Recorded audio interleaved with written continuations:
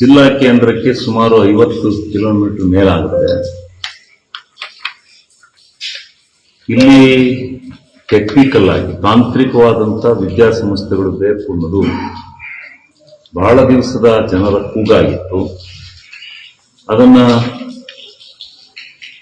ಏನಾದರೂ ಮಾಡಿ ಬಗೆಹರಿಸಬೇಕು ಅಂತಕ್ಕಂಥ ನಿರ್ಧಾರ ಮಾಡಿ ಇವತ್ತು ಆ ಒಂದು ಕಾರ್ಯವನ್ನ ನಾವು ಮಾಡಿದ್ದೇವೆ. ಮಾಡಿ ಇಂಜಿನಿಯರಿಂಗ್ ಕಾಲೇಜು ಸುಸಜ್ಜಿತವಾದಂಥ ಎತ್ತರವಾದಂಥ ಸ್ಥಳದಲ್ಲಿ ಆಗಿದೆ ಮತ್ತು ಆ ವಿದ್ಯಾರ್ಥಿ ನಿಲಯವೂ ಕೂಡ ಕೆಲಸ ಮುಗಿಯುವಂತೆ ಬಂದಿದೆ. ಅದೇ ರೀತಿ ಪಾಲಿಟೆಕ್ನಿಕ್ಕು ಕೂಡ ಇವತ್ತು ಸಂಪೂರ್ಣ ಕೆಲಸ ಮುಗಿದೋಗಿದೆ.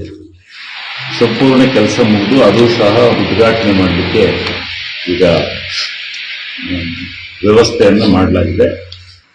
ಜೂನ್ 2ನೇ ತಾರೀಕು ಸನ್ಮಾನ್ಯ ಮುಖ್ಯಮಂತ್ರಿಗಳು, ಉಪಮುಖ್ಯಮಂತ್ರಿಗಳು, ಸಂಬಂಧಪಟ್ಟ ಇಲಾಖೆಯ ಉನ್ನತ ಶಿಕ್ಷಣ ಸಚಿವರು ಎಲ್ಲ ಸಂಬಂಧಪಟ್ಟಂತ ಇನ್ನೂ ಅನೇಕ ಕಾರ್ಯಕ್ರಮಗಳಿದ್ದಾವೆ.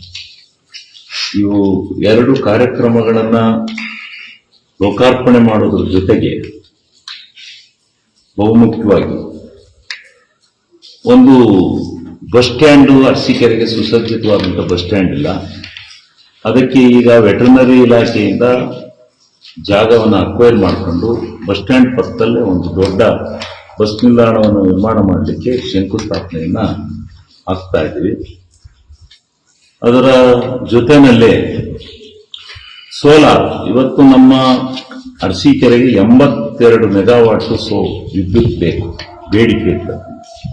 ನಮಗೆ ಸಿಗ್ತಾ ಇರ್ತಕ್ಕಂಥದ್ದು 50 ಮೆಗಾವಾಟ್. ನಮ್ಮಲ್ಲಿ ಬರ್ತಾ ಇರ್ತಕ್ಕಂಥದ್ದು ಹೊರಗಡೆಯಿಂದ ಸರಬರಾಜು ಆಗ್ತಾ ಇರ್ತಕ್ಕಂಥದ್ದು 50 ಮೆಗಾವಾಟ್. ಈಗ ನಾವು ಅದನ್ನ ಬಗೆಹರಿಸ್ಕೋಬೇಕು ಅಂದ್ರೆ ಸೋಲಾರ್ಗೆ ಹೋಗ್ಲೇಬೇಕು. ಸೋಲಾರ್ಗೆ ಇವತ್ತು ನಾವು 300 ಎಕರೆ ಭೂಮಿಯನ್ನ, ಸರ್ಕಾರಿ ಭೂಮಿಯನ್ನು ಕೊಟ್ಟು ಸುಮಾರು 60ರಿಂದ 70 ಮೆಗಾವಾಟ್ ವಿದ್ಯುತ್ತನ್ನು ನಮ್ಮ ಅರಸೀಕೆರೆಯಲ್ಲಿ ಉತ್ಪತ್ತಿ ಮಾಡತಕ್ಕಂಥ ಟೆಂಡರ್ ಅನ್ನ ಕರೆದು, ಟೆಂಡರ್ ಈಗಾಗಲೇ ಅನುಮೋದನೆ ಆಗಿದ್ದು ಅದಕ್ಕೂ ಕೂಡ ಅವತ್ತು ಸಚಿವರು, ಮುಖ್ಯಮಂತ್ರಿಗಳು ಶಂಕುಸ್ಥಾಪನೆಯನ್ನು ಆಗ್ತಾ ಇದ್ದಾರೆ. ಇದು ಬಹುಮುಖ್ಯವಾಗಿ ನಮ್ಮ ಅರಸೀಕೆರೆಗೆ ಬೇಕಾಗಿರ್ತಕ್ಕಂಥದ್ದು.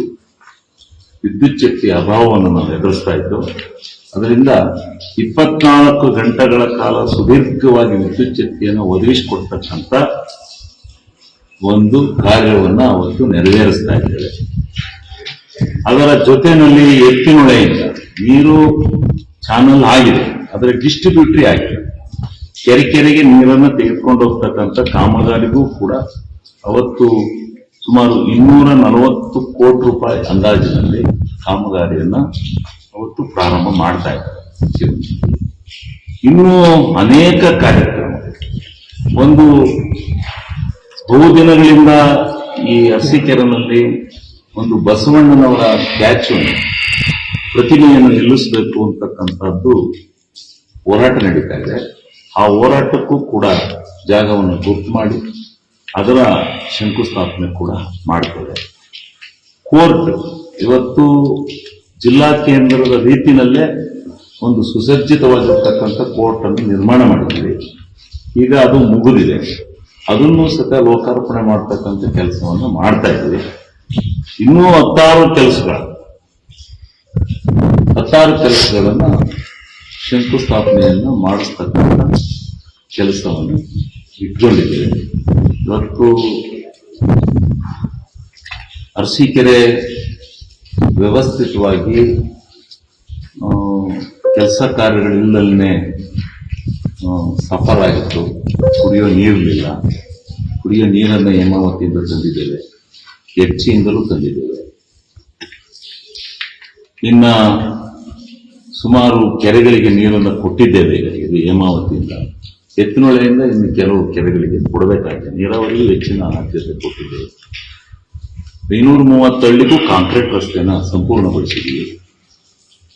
ಇನ್ನು 8 ಕಲೆಕ್ಷನ್ ರಸ್ತೆಗಳಿಗೆ ಕಾಂಕ್ರೀಟ್ ಆಗ್ತಾ ಇದೆ. ಇವೆಲ್ಲ ಕಾಮಗಾರಿಗಳನ್ನು ಅವತ್ತು ಮುಖ್ಯಮಂತ್ರಿಗಳು ಶಂಕುಸ್ಥಾಪನೆಯನ್ನು ನೆರವೇರಿಸಿ ಉದ್ಘಾಟನೆಯನ್ನು ಮಾಡಲಿದ್ದಾರೆ. ಒಟ್ಟು ಎಷ್ಟು ಕೋಟಿ ರೂಪಾಯಿ ಸರ್ ಅದು ಅಂದಾಜಿನ್ನು ನಾನು ಮಾಡಿಲ್ಲ, ನನ್ನ ಅಂದಾಜಿನಲ್ಲಿ ತಗೊಂಡು ಮಾಡ್ತೇವೆ. ಆಮೇಲೆ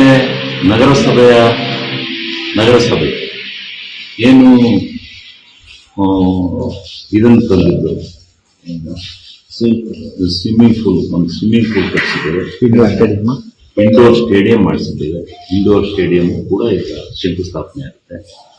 ಆಮೇಲೆ ಇನ್ನು ಸ್ವಿಮ್ಮಿಂಗ್ ಪೂಲ್ ಮುಗಿದಿದೆ, ಅದು ಲೋಕಾರ್ಪಣೆ ಮಾಡ್ತೇವೆ.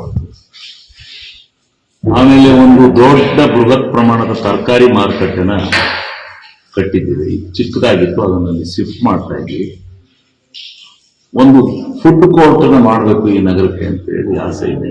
ಆ ಹಳೆ ತರಕಾರಿ ಮಾರುಕಟ್ಟೆ ಗಣಪತಿ ಪೆಂಡಾಲ್ ಪಕ್ಕ ಒಂದು ಫುಡ್ ಕೋರ್ಟ್ ಅನ್ನು ನಿರ್ಮಾಣ ಮಾಡತಕ್ಕಂಥ ಕೆಲಸವನ್ನು ಮಾಡಿ.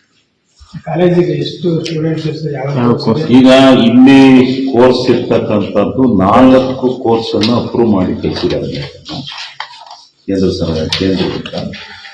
ಒಂದು AI CS, ಆಮೇಲೆ ENC, ಆಮೇಲೆ IS, ಇವು 4 ಕೋರ್ಸ್ಗಳಿಗೆ ಪಾಲಿಟೆಕ್ನಿಕ್ಗೂ ಇದೇ ಕೋರ್ಸ್ ಅನ್ನು ಅಪ್ರೂವ್ ಮಾಡಿದ್ದಾರೆ.